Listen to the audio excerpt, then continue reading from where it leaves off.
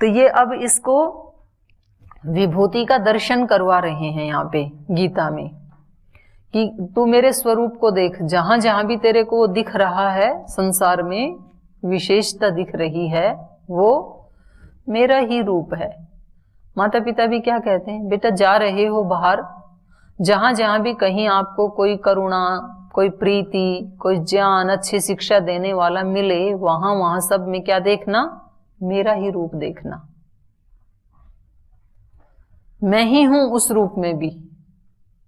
तो ये तो शिक्षा हमारे यहाँ बचपन में ही दे दी जाती थी कि आप बाहर जा रहे हो, सब माँ बहन बेटियों में क्या देखना, अपनी ही माँ बहन बेटी देखना, उम्र में बड़ी हो उनको माँ जैसे देखना, बराबर हो तो बहन जैसे देखना, छोटी हो तो बेटी जैसे देखना।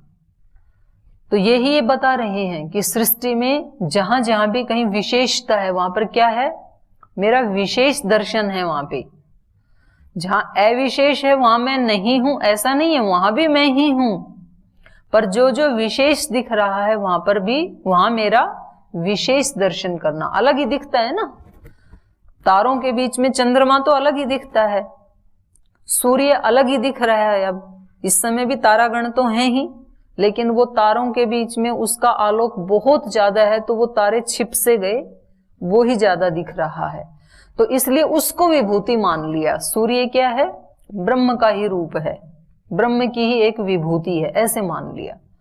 तो कुछ ऐसे ज्ञानी, योगी, तपस्वी महापुरुष होते हैं संसार में कि उनको देखते ही तो तुरंत वो अलग ही दिखते हैं, उनका एक अलग ही आभा मंडल होता है, तो वो तो भगवान की विभूति हैं ही हैं।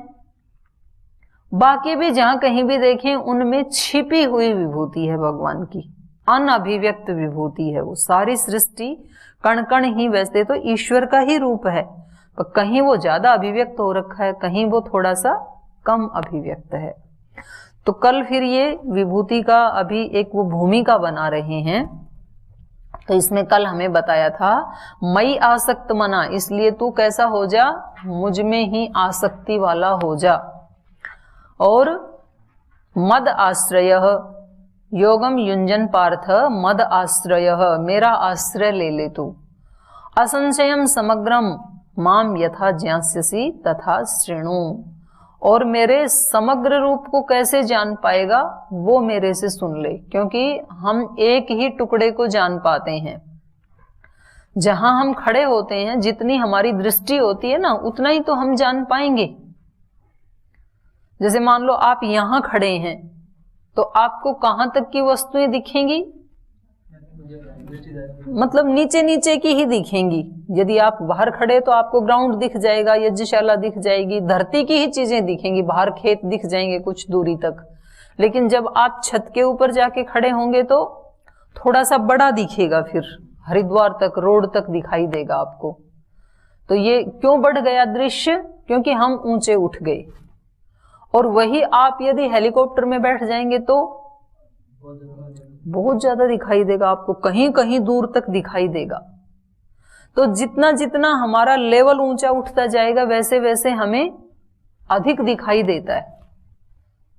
बाज पक्षी बहुत ऊंचा उठता है, उड़ता है, तो पृथ्वी के ऊपर कहाँ कोई शव पड़ा है उसको वहीं से दिख जाता है, फिर वहीं जाके वो उसको खाने के लिए आ जाता है। तो जैसे जैसे हमारी दृष्टि ऊंची होती जाएगी, वैसे वैसे हमें ब्रह्म का स्वरूप भी विराट दिखाई देने लगेगा। जितनी हमारी दृष्टि है उतना ही हमें ब्रह्म दिखाई देता है। और ब्रह्म तो कितना है, ये सारा का सारा विश्व तो उसका एक पाद है। त्रिपादस्य अमृतम दिवी, 3 पाद तो इसके अमृत लोक में अदृष्ट हैं, माने दिखाई दे रहा है वो बहुत छोटा है, न दिखने वाला बहुत विराट है। हमारा जो शरीर दिख रहा है, ये शरीर कितना है, हमारा शतांश भी नहीं है हमारे व्यक्तित्व का, अस्तित्व का।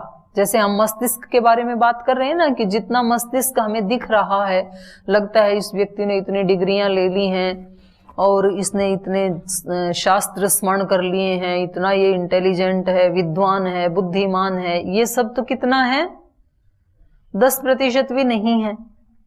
और 100% कितनी बड़ी शक्ति है हमारे पास, पर वो दिख नहीं रही है। दिखती तो 4, 5, 6, 7, 8 मैक्सिमम 10, तो 90% तो अभी न दिखने वाला ही है। तो ऐसे ही हमारे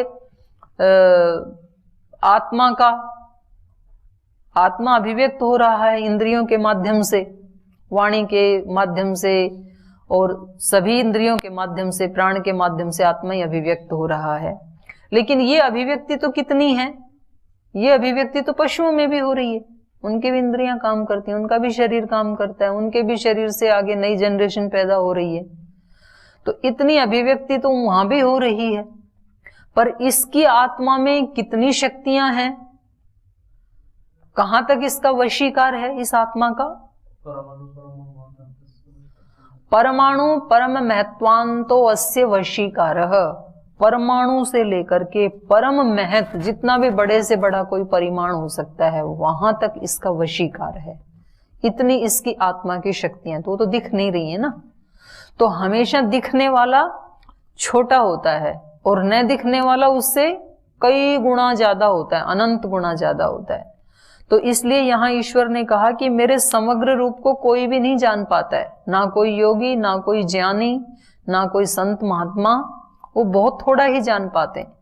इसलिए मैं बताऊंगा तेरे को, क्योंकि मैं स्वयं बता रहा हूं ना। तो जब मैं ही अपनी क्वालिटीज के बारे में बताऊंगा तो मेरे से ज्यादा तो और कोई नहीं जानता ना मेरे बारे में। तो हम सबके बारे में, मान लो मैं अपने बारे में बताऊं तो मेरे से ज्यादा तो आप में से कोई भी नहीं जानता है ना। तो जो मैं बताऊं वो तो सबसे ज्यादा प्रामाणिक है। तो इसलिए यहां भगवान ने कहा कि मैं तेरे ऊपर कृपा करके तुझे ऐसा अभिज्ञान बताऊंगा निसंशय होकर के, यथा माम समग्रम ज्ञास्यसि, जिससे कि तू मुझे संपूर्ण रूप से जान पाएगा, एक अंश नहीं जान पाएगा। तत्शृणु, उसको सुन तू।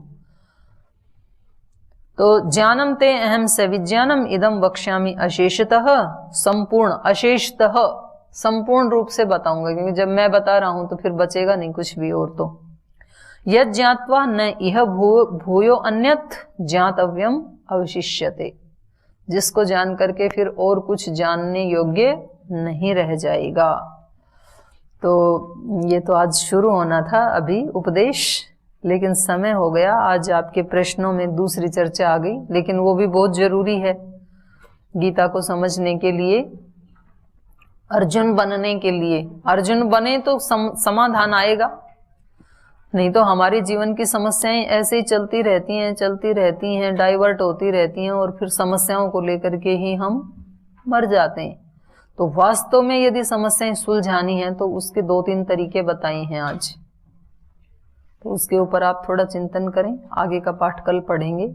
आज समय हो गया, यहीं कक्षा को विराम देते हैं।